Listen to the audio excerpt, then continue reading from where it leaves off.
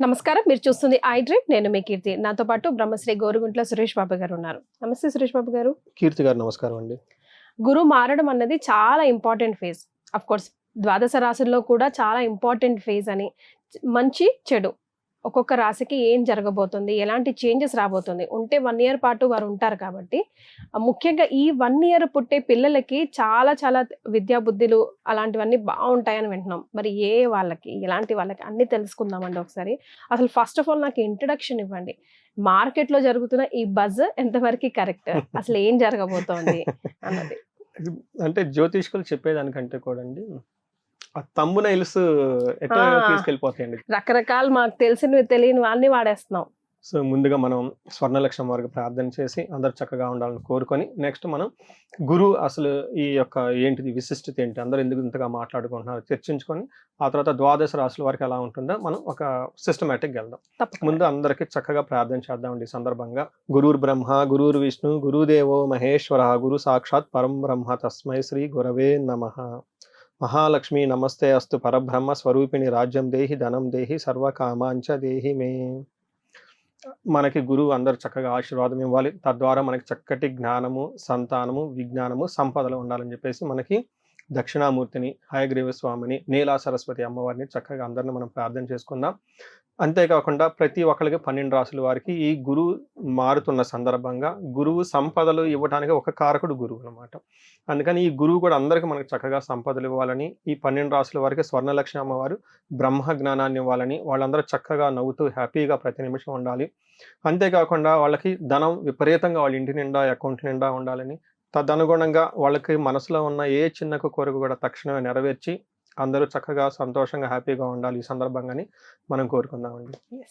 ముందుగా మీరు అడిగిన విధంగా ఈ థంబ్నెయిల్స్ ఇది అది మనం రకరకాలు చూసుకున్నాం అనుకోండి. కొన్నిసార్లు నా వీడియోలకి నా థంబ్నెయిల్స్ నాకు ఫోటోలు తీసి పెడుతూ ఉంటారు. ఏమంటే లోన ఒక రకంగా ఉంది, పైన ఒక రకంగా ఉంది. కొన్నిసార్లు ఏమంటే మీ థంబ్నెయిల్ చూసి మేము భయపడుతున్నామండి. వాళ్ళు ఏమనుకుంటారంటే నేను పర్సనల్ గా పెట్టించాను అనుకుంటారు. ఈ ముందు ఉన్న ఛానల్ చైన్ అంతా వాళ్ళ పాపం ఐడియా ఉండదు. అప్పుడే నేను చెప్తూ ఉంటాను బట్ కొన్నిసార్లు ఏమవుతుందంటే వాళ్ళు చేసేస్తూ ఉంటారు అవుట్ ఆఫ్ కంట్రోల్. అయితే ఒకటి సమ్ ఇంపార్టెన్స్ అయితే ఉందండి గురువు మారటం వల్ల. ఆ ఇంపార్టెన్స్ చుట్టూ ఈ నాయిస్ అంతా ఉంటుంది అనమాట. కొన్నిసార్లు తెలిసి కొన్నిసార్లు తెలవక ఏదో ఒక విధంగా మొత్తానికి అది అలజడి ఉంది. ఇప్పుడు మనం వాటి గురించి వాస్తవం ఎంత, మీరు చెప్పిన విధంగా అసలు నిజంగా ఉందా లేదని ప్రతిదీ తెలుసుకుందాం. ఇందులో గురుడు సంవత్సరానికి ఒకసారి మారుతారండి. ఈ మారిన దాన్ని ఈ ఫస్ట్ 12 రోజులు పుష్కరం అంటారు. సో ఒక్కొక్క నదిలో ఒక్కొక్క విధంగా పుష్కరం చేసుకుంటూ వెళ్ళిపోతూ ఉంటారు. గురువు ఎందుకు అంత ఇంపార్టెన్స్ అనుకోండి, 2 గ్రహాలు చాలా మేజర్ డామినేటెడ్ గా ఒక మనిషి మీద ప్రభావం చూపిస్తుంటాయండి. ఒకటి శని చక్కగా ఉంటే నా ఆయుష్ ఉంటుంది, యాక్షన్ ఓరియంటెడ్, మనం సంపాదన, జీవ అంతా ఉంటుంది. రెండోది వచ్చేటప్పుడు గురువు అండి. గురువు వచ్చేటప్పటికి ఏ విధంగా ఇంపార్టెన్స్ అంటే ఫస్ట్ అండ్ ఫార్మోస్ట్ థింగ్ జ్ఞానం. మనం అజ్ఞానంతో పుడతాం కదండి, జ్ఞానం మనకు కావాలి. రెండోది సంపదలు. మూడోది వచ్చేటప్పుడు పిల్లలు. 4 వచ్చేటప్పుడు శుభకార్యాలు జరగటానికి ప్రతి ఒక్కరికి కూడా గురువు చాలా చాలా ఇంపార్టెంట్. మనం మ్యారేజ్లో ముహూర్తం పెట్టుకుంటాము, లగ్నం అంటారు, రకరకాల మాటలు మన పెళ్లిలో వాడుతూ ఉంటాం. అందులో గురు దృష్టి లేకుండా, గురు బలం లేకుండా ఎప్పుడు ముహూర్తాలు జరపరు, పెళ్లిళ్ళు అనేవి జరగవు అనమాట.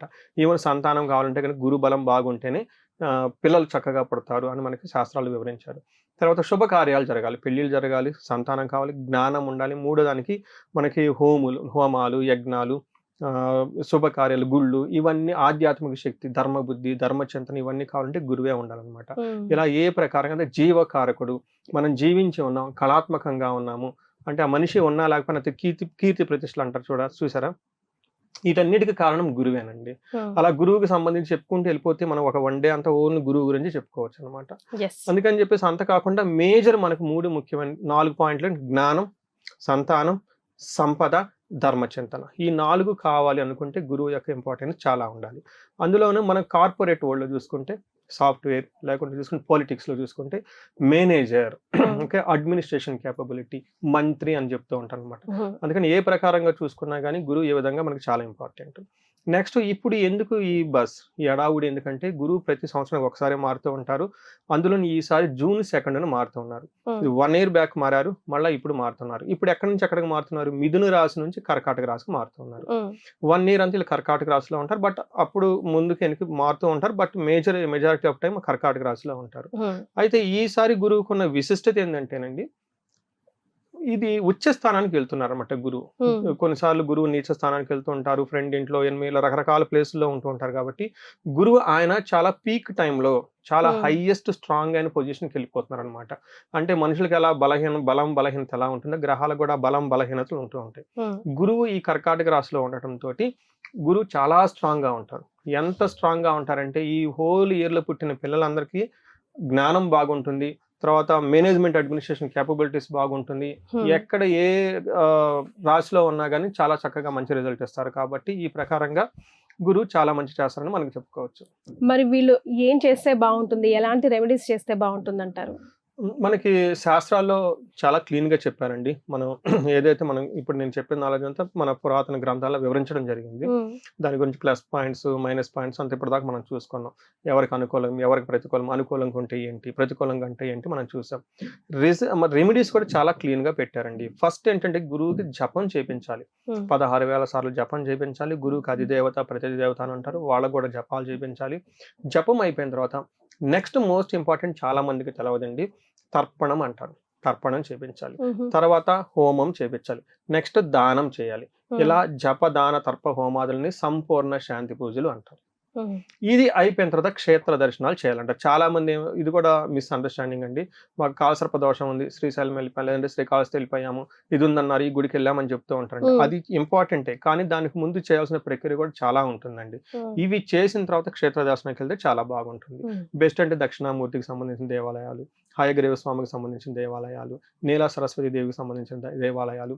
ఇంతే కాకుండా ఎక్కువగా చాలా మంది కోటప్పకొండ చాలా చాలా పవర్ఫుల్ అండి. అరుణాచలము, కోటప్పకొండ ఇలాంటి ప్రసిద్ధమైన దేవాలయాలకు వెళ్ళి అక్కడ గురువుకు సంబంధించిన హోమాలు చేసుకుంటే చాలా బాగుంటుంది.